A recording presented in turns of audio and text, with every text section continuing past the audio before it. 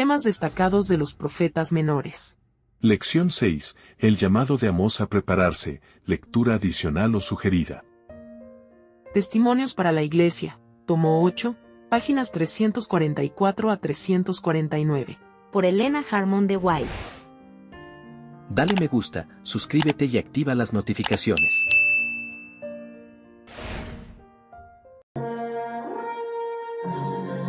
Nuestra gran necesidad.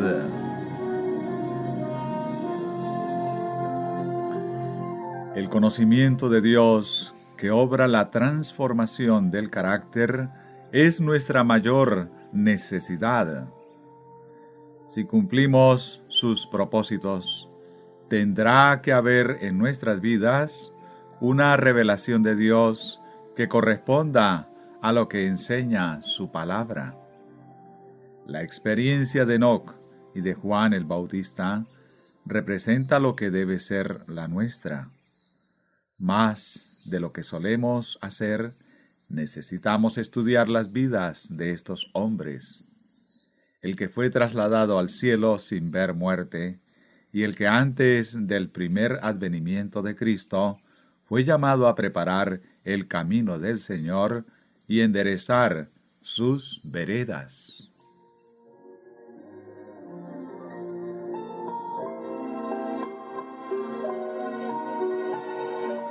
Subtítulo: La experiencia de Enoc.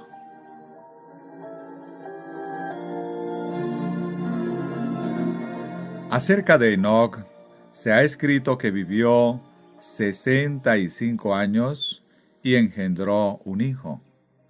Después de esto anduvo con Dios 300 años.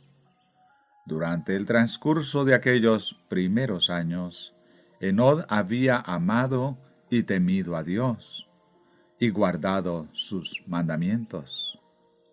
Pero después del nacimiento de su primer hijo, experimentó algo mayor. Su relación con Dios se hizo más profunda. Al contemplar el amor del niño por su padre, su confianza sencilla en su protección, al sentir el tierno anhelo de su corazón por su hijo primogénito, aprendió la valiosa lección del maravilloso amor de Dios hacia el hombre por medio del don de su Hijo, y la confianza que los hijos de Dios pueden depositar en su Padre Celestial. El amor infinito e insondable de Dios por medio de Cristo se convirtió en el tema de sus meditaciones de día y de noche. Con todo el fervor de su alma, procuraba revelar ese amor a la gente entre la cual vivía.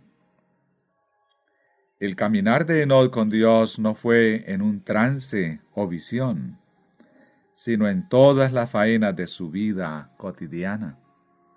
No se convirtió en ermitaño, sustrayéndose enteramente del mundo, porque tenía una obra que hacer por Dios. En el seno del hogar y en su trato con los hombres, como marido y padre de familia, amigo y ciudadano, era un siervo constante y firme de Dios. Con el correr de los siglos, su fe se fortalecía más y su amor se hacía más ardiente aún. Para él, la oración era el aliento del alma. Vivía en la atmósfera del cielo.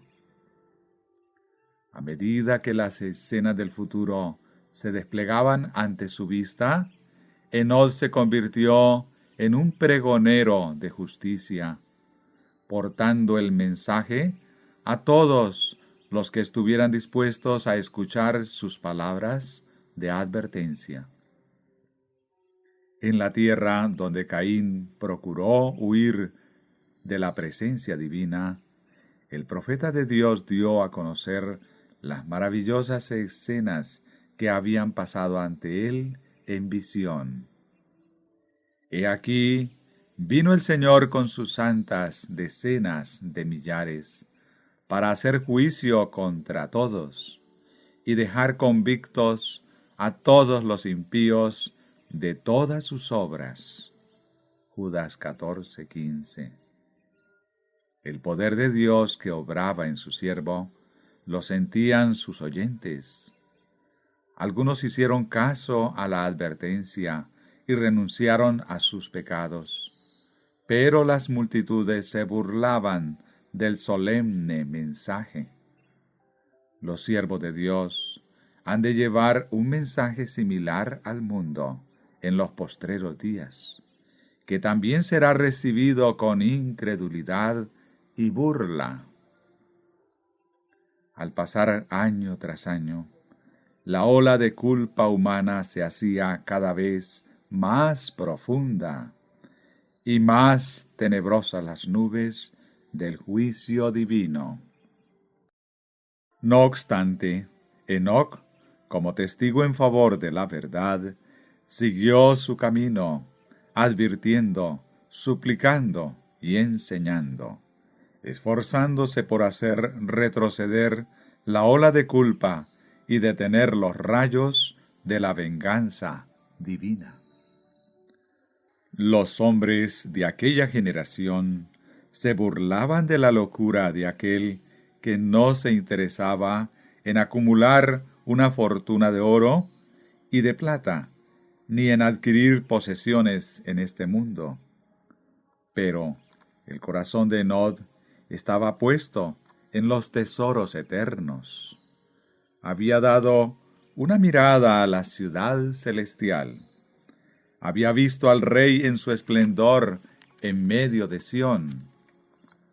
Cuanto más crecía la iniquidad existente, tanto más ferviente era su anhelo por el hogar de Dios. A pesar de que estaba todavía en la tierra, por fe moraba en la esfera de luz. Bienaventurados los de limpio corazón, porque ellos verán a Dios. Mateo 5:8. Por espacio de 300 años, Enoc había procurado la pureza de corazón para ponerse en armonía con el cielo. Por 3 siglos había caminado con Dios. Día tras día había anhelado una unión más estrecha. Más y más cercana se había hecho la comunión, hasta que Dios se lo llevó consigo. Había estado al borde del mundo eterno, a solo un paso del país de los santos. Y ahora los portales se abrieron y, siguiendo su marcha con Dios, que por tanto tiempo había llevado en la tierra, entró por las puertas de la santa ciudad, el primero entre los hombres en entrar allí. Por la fe, Enoc fue traspuesto para no ver muerte, y antes que fuese traspuesto, tuvo testimonio de haber agradado a Dios. Hebreos 11:5. A una comunión tal nos llama el Señor. La santidad del carácter de aquellos que serán redimidos de entre los hombres en ocasión de la segunda venida del Señor ha de ser como la de Enoc.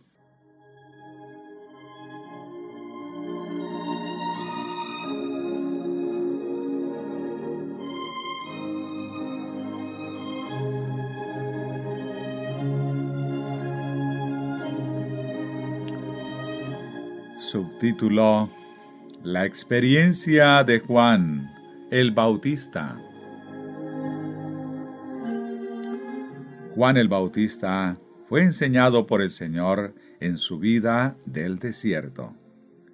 Estudiaba las revelaciones de Dios en la naturaleza.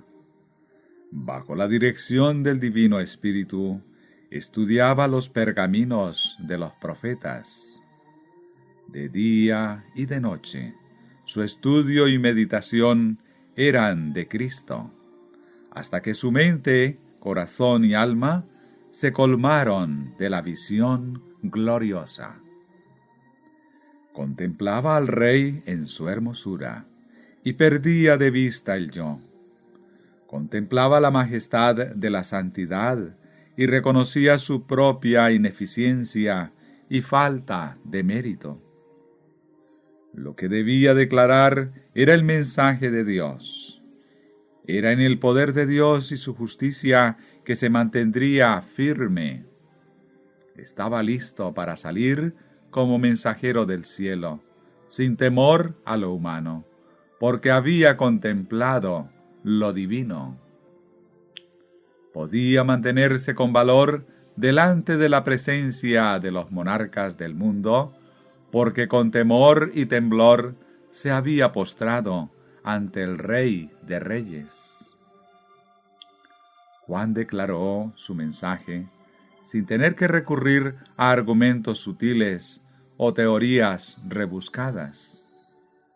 De manera impresionante y con carácter, pero lleno de esperanza, su voz se escuchaba en el desierto, diciendo: «Arrepentíos, porque el reino de los cielos se ha acercado». Mateo 3:2. Con un poder nuevo e inusitado, su voz conmovía a la gente. La nación entera se conmovió. Las multitudes acudían al desierto.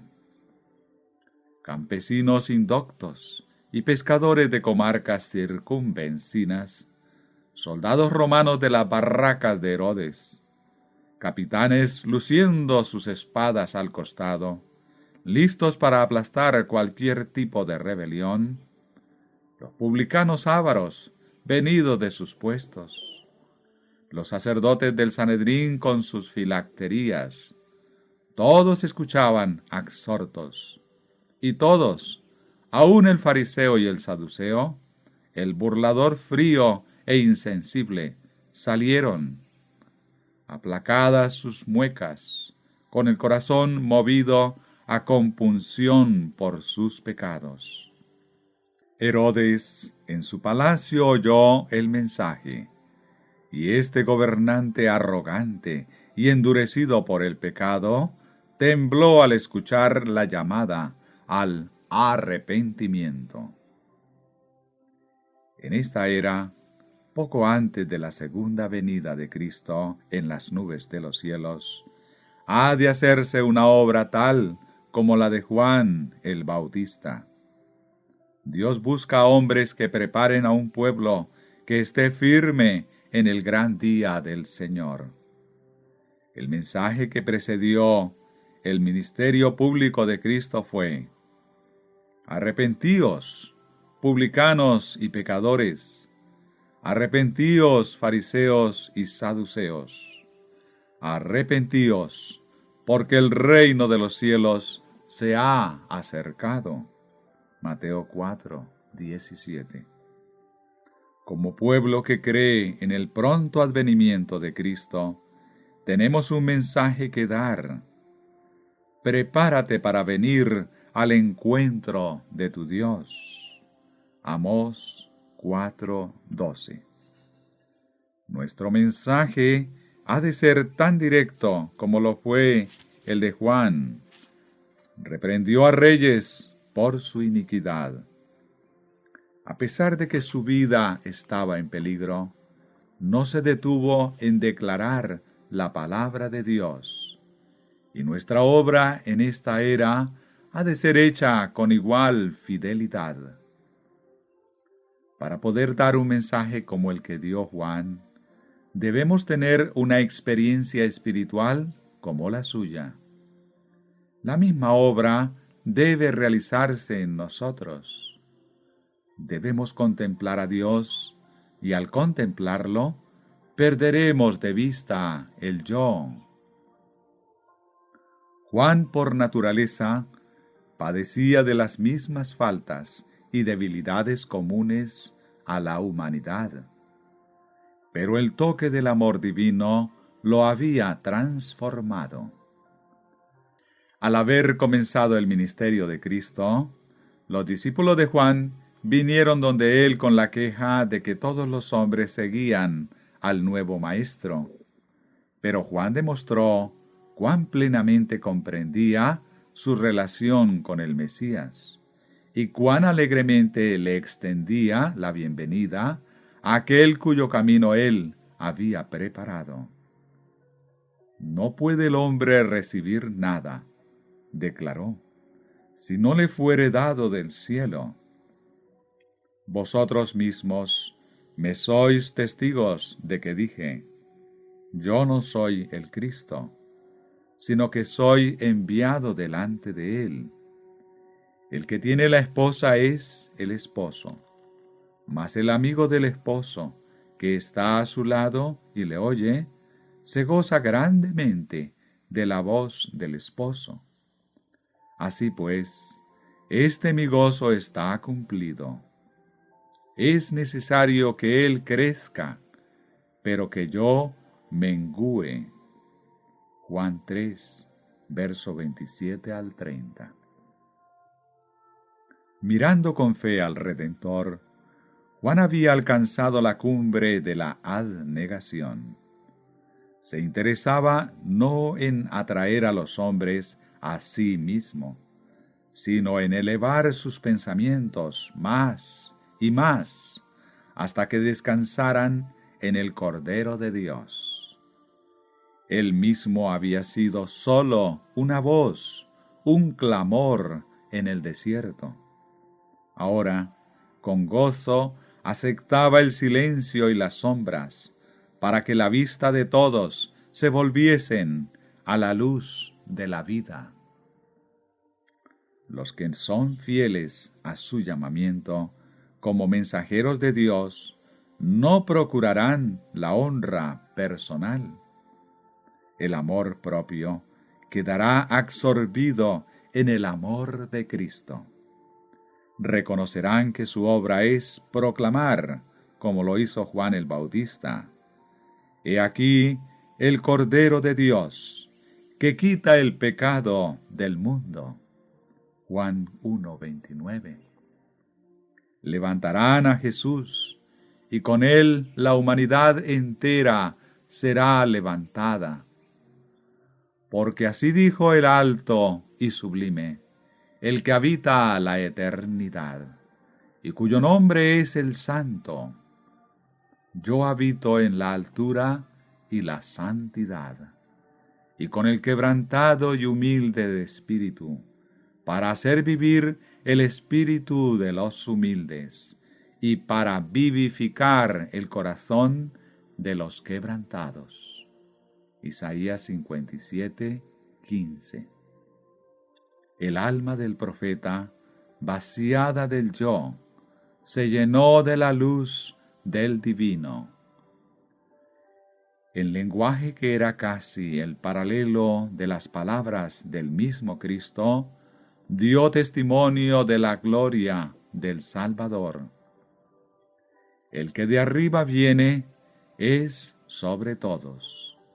El que es de la tierra es terrenal y cosas terrenales habla. El que viene del cielo es sobre todos, porque el que Dios envió, las palabras de Dios habla, pues Dios no da el Espíritu por medida. Juan 3, versículo 31 al 34. En esta exaltación de Cristo, todos sus seguidores han de participar. El Salvador pudo decir, no busco mi voluntad, sino la voluntad del que me envió, la de mi Padre. Juan 5:30. Y como dijo Juan, Dios no da el Espíritu por medida. Así es con los seguidores de Cristo. Podemos recibir la luz del cielo solo mientras estemos dispuestos a vaciarnos del yo. Podemos discernir el carácter de Dios y aceptar a Cristo por la fe. solo al consentir sujetar todo pensamiento a la voluntad de Cristo. A todos los que hagan esto, el Espíritu Santo les será dado sin medida. En Cristo habita corporalmente toda la plenitud de la deidad, y vosotros estáis completos en Él. Colosenses 2, versículo 9 y 10.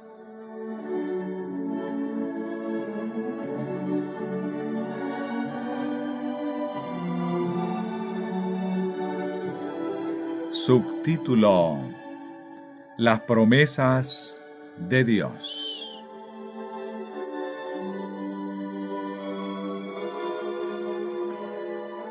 A todos los que están dispuestos que el yo sea humillado, se le dan las siguientes promesas. Yo haré pasar todo mi bien delante de tu rostro, y proclamaré el nombre de Jehová delante de ti. Éxodo 33, 19. Clama a mí, y yo te responderé, y te enseñaré cosas grandes y ocultas que no conoces. Jeremías 33, 3. Hará todas las cosas mucho más abundantemente de lo que pedimos o entendemos. El espíritu de sabiduría y de revelación en el conocimiento de Él, para que seáis plenamente capaces de comprender con todos los santos cuál sea la anchura, la longitud, la profundidad y la altura, y de conocer el amor de Cristo, que excede a todo conocimiento, para que seáis llenos de toda la plenitud de Dios. Efesios 3:20, capítulo 1, verso 17, capítulo 3, verso 18 y 19. Este es el conocimiento que Dios nos invita a recibir, y al lado del cual todo lo demás es vanidad y oquedad. Amén. Dale me gusta, suscríbete y activa las notificaciones. Dios derrame múltiples bendiciones sobre tu vida y la de tu familia.